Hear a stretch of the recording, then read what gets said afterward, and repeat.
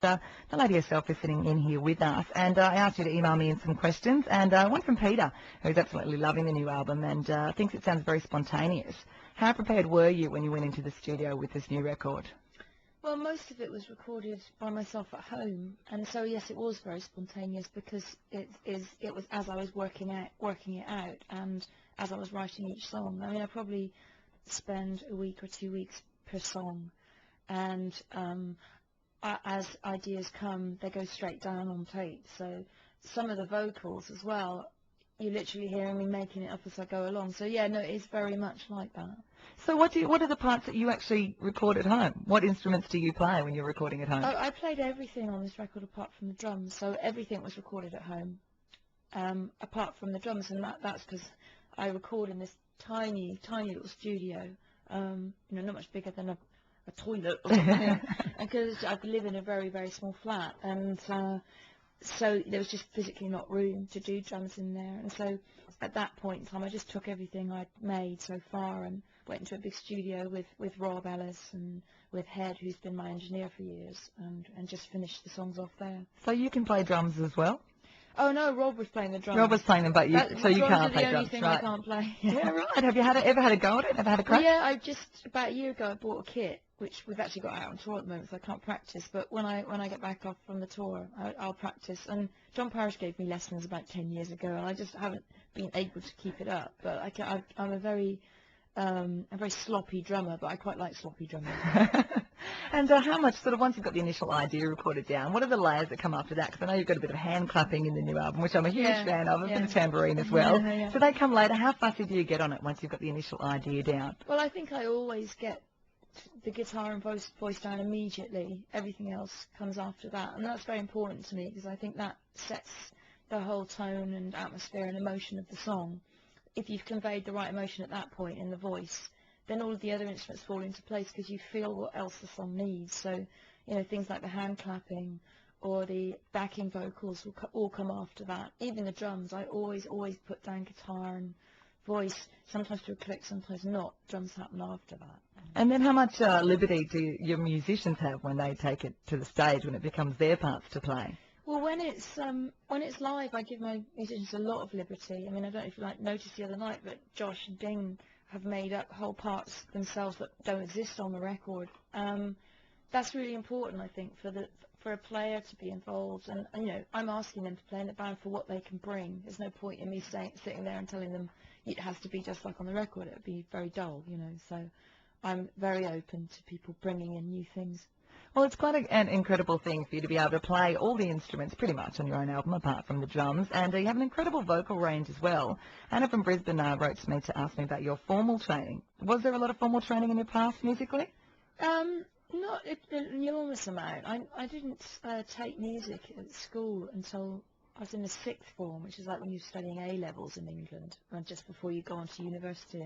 And then I just took it at a lower level, just a rudimentary music course.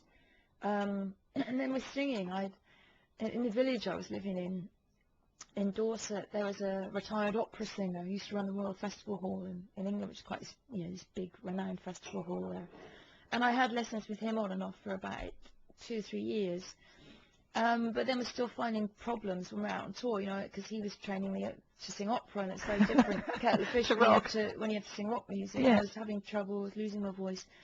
And I started having lessons from a guy in New York called Don Lawrence, and it's really changed. He's changed my singing more than anything or anyone. I mean, I think that, and I don't mean change his singing because he doesn't do that, but he's given me the strength to sing in the voice I have without losing it. And so he's been a godsend to me, really. So do you look back even on your early albums and you can really hear the difference in your vocals? Yeah. I mean, obviously the first couple of records, I have a young voice, I'm a young girl, and your voice changes as you get older. It does drop, So my voice is a lot lower now than it was then. It probably continue to get lower, which I don't mind. It's quite interesting to me.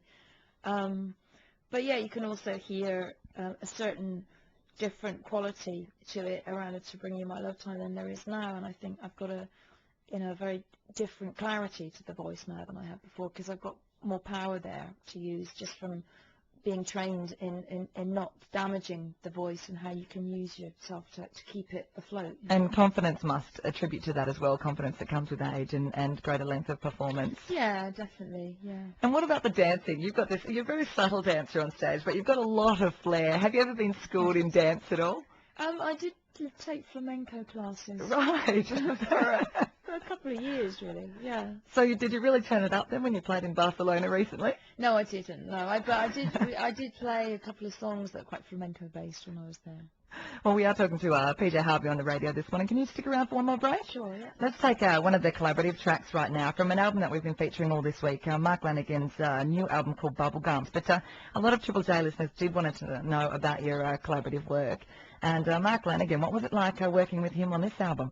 Oh, it was great. It was surprising.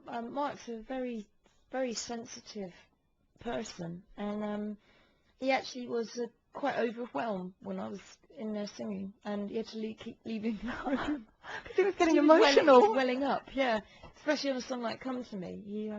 So yeah, I was quite surprised. He was a great hulk of a man. He's ever so tall, and looks like you wouldn't want to meet him in a dark alley, and he kept kind of welling up and leaving when I was singing.